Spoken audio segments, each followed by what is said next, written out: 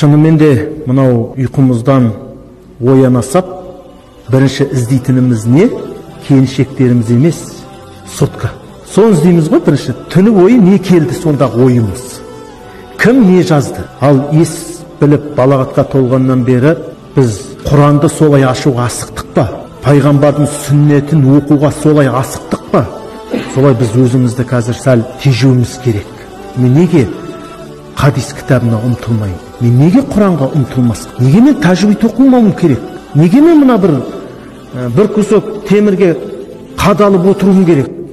Сондықтан ол да мүмкін өмірдің бір сынағы шығар, басымызға келген. Сондықтан әрине ол да керек дүние, қажет дүние, пайдалана білсек. Ал қадірін білмесек, ол уақытымызды өлтіреміз болды. Басқа ештеңе емес.